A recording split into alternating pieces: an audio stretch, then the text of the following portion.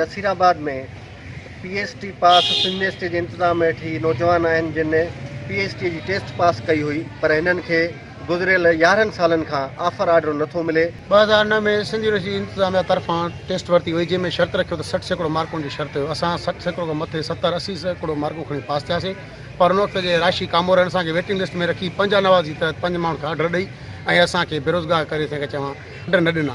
असांजो एतिजाज सिर्फ़ु मक़सदु इहो हुयो त अॼु असां पंहिंजा कपिड़ा साड़िया आहिनि, इन तहत साड़िया आहिनि त असांखे हक़ु ॾिनो वञे। जेकी 60% मार्कुनि जो शर्त रखियो वियो, उन खां असां वधीक मार्कूं खणी अहल थियासीं, असांखे वेटिंग में रखी।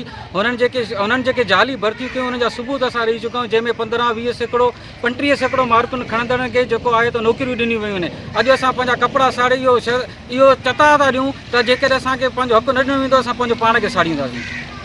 असीं ही त कपिड़ा साड़िया आहिनि, पर असीं पाण बि साड़ींदासीं। असीं कपिड़ा साइण सां गॾु पाण खे बि साड़े छॾींदासीं। असीं मुसलसिल एहतिजाज कंदा था रहूं। हिननि हुकुमराननि जे कन ते जूं बि नथी चुरे। असांजो मसइलो हल कयो न वियो त असीं वाज़ो ऐलान था कयूं, असीं हिननि खे भर्तियूं करण नयूं न ॾींदासीं। असांजो हक़ु असांखे ॾियनि। इन्हनि असांजे हक़ ते धाड़ो हयो आहे, उहे असां प्रूफ सबूत असां वॾनि ऑफिसरनि खे, इन्हनि कामोरनि खे ॾेखारिया आहिनि, पर अञा ताईं असांजो को बि तदारक नथो कयो वञे।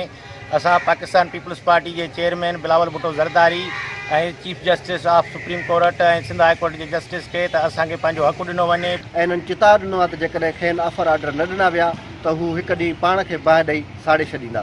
कैमरामैन सज्जाद कलोड़ो सां गॾु अल्लाह बख्श कुरैशी, सिंध TV न्यूज़, नसीराबाद।